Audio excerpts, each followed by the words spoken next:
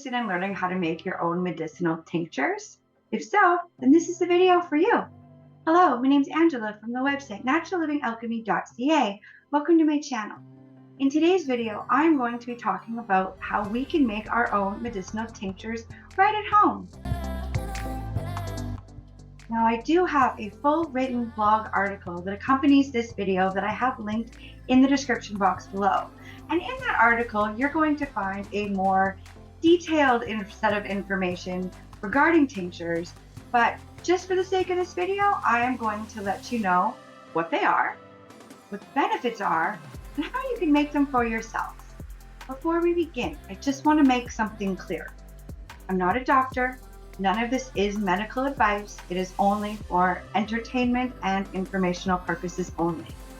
Because our friends over at the FDA have decided that tinctures are supplements. And that means that their health effects are unclear and not well studied. So we are going to have to be our own advocates for our own health and do our own research and see if tinctures are something that would be beneficial to us or not. What is a tincture? Well, it's a concentrated herbal extract that is made from soaking either fresh or dried bark, leaves, roots of a plant, and letting that soak in a solvent. And the solvent that you're going to choose is going to be dependent upon who the final product is for and what shelf life you're looking for and things along those lines. Today, I'm going to be using alcohol as a solvent, but you could use vegetable glycerin or even a vinegar. What are the benefits of a tincture? Well, here's the thing. The benefits of any tincture are going to be determined by the benefits of the plant matter that you're going to be using. Now, another thing that I do want to mention is that plants carry a risk of an allergic reaction. So you're going to need to take that in mind when you're formulating a tincture for yourself or for somebody that you know. One more thing that you're going to need to keep in mind is that since we are going to be working with plants, plants carry a risk of an allergic reaction. So you're going to need to take that into mind when you're formulating a tincture for yourself or somebody else in your family. One more thing that I would like to mention before we go further into the meat of this video is that since we are working with plants, plants carry a risk of allergy. So you're going to need to take that into consideration when you're formulating a tincture either for yourself or for a loved one. And while we're on this topic, there are also some herbal remedies that can interact with pharmaceutical medications.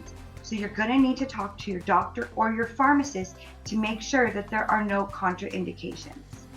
There are also herbs that are needing to be avoided during pregnancy as well.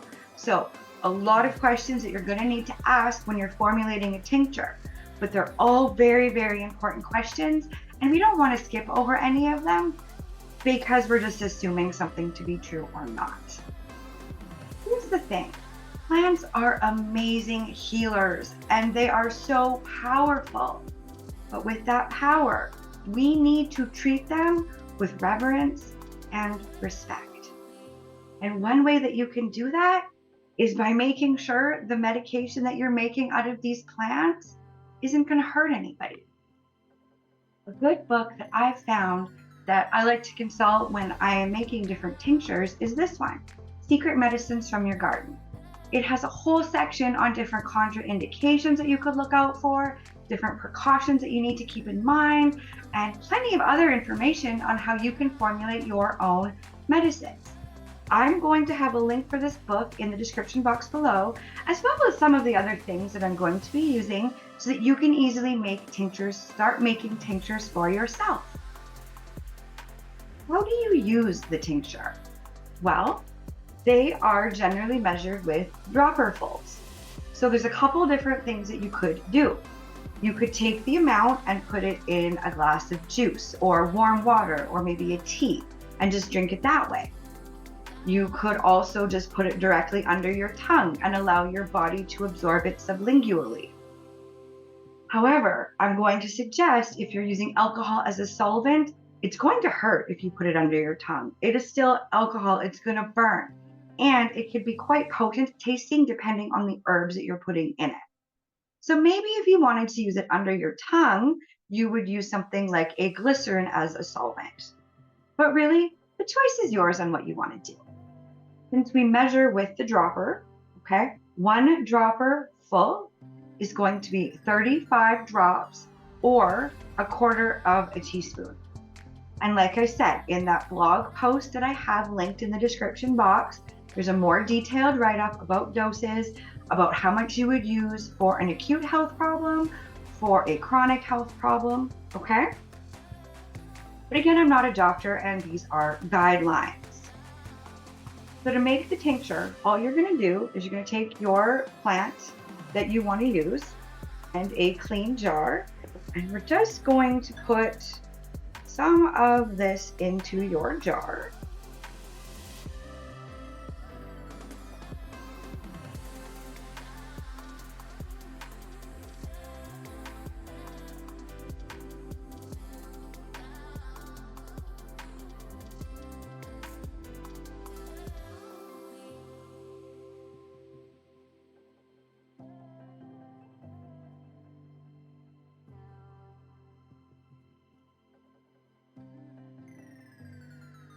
Or about 1/3 full.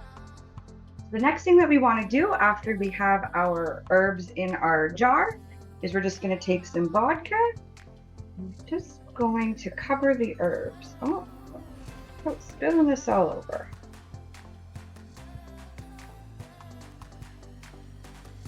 So that's it. So they're all covered.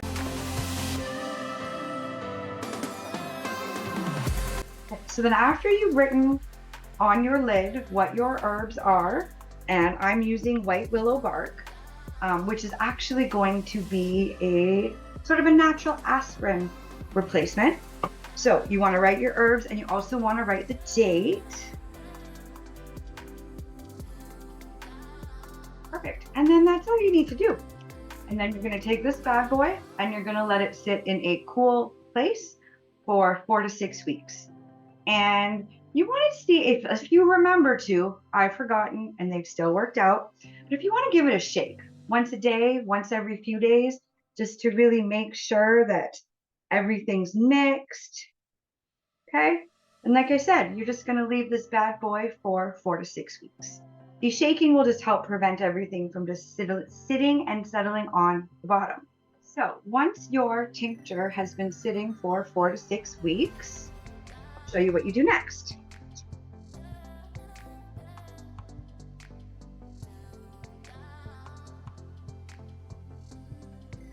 You just want to not pour it all over your counter, but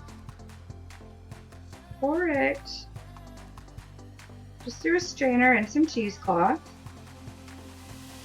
You're just going to let your plant matter come out.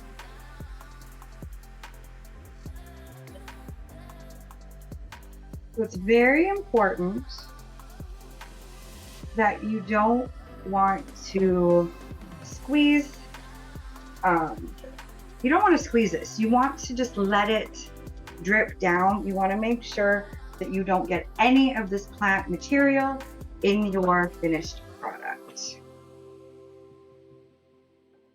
And yeah, all I had was just a cheesecloth and just this little metal strainer I like to use.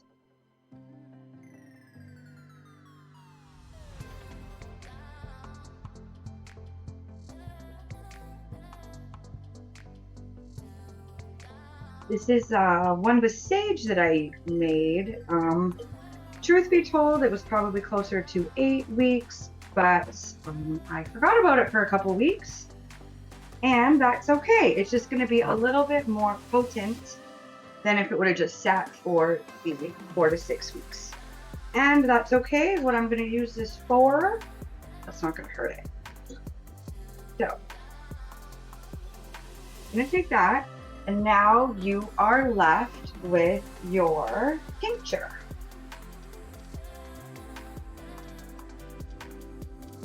So to store your tinctures, I'm going to suggest something like one of these little dropper bottles. So now what you'll do is just gently pour .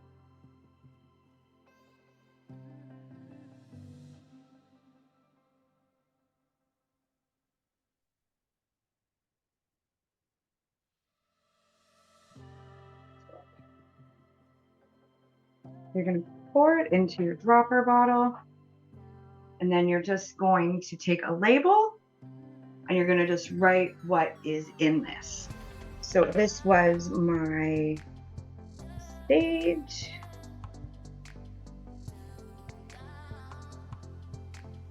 Okay. And I'm just going to put today's date. Okay. Remember to put your lid on your marker so you don't dry them out.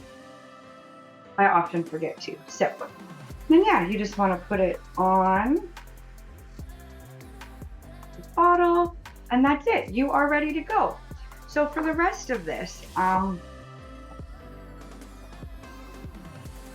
you can get bigger bottles. This was just a 1 ounce. I do have more coming. They just didn't make it here in time. So for now, I'm going to just store the rest of this just back in a clean jar.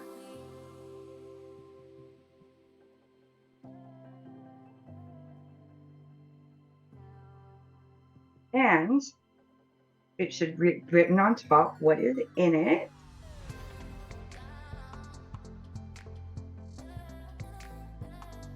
Now, you do want to, I do understand I've put this in a clear jar. I have a cupboard that is, it's dark in there. So usually when you store these, you have in an amber colored jar, or you can also get green and I do believe blue. You just want to have something that's going to keep the sun out. So I'm going to wait until more of my bigger ones come. And for now, I'm just going to keep it in that because, well, we just go with what we have. And that's okay. This is all about just making your own medicines. It is not about being perfect. So I hope that you enjoyed this video on making your own herbal tinctures. Comment down below and let me know what herbal tinctures you're planning on making. And don't forget to hit that like button and maybe share this video with somebody who you feel might benefit or enjoy learning how to make their own herbal remedies. Maybe even consider subscribing to the channel so that you don't miss more videos like this in the future, as I plan on bringing more different natural medicines that you can make right in your own home. So I would like to thank you for spending this time with me. And until next time, may you find peace wherever you are.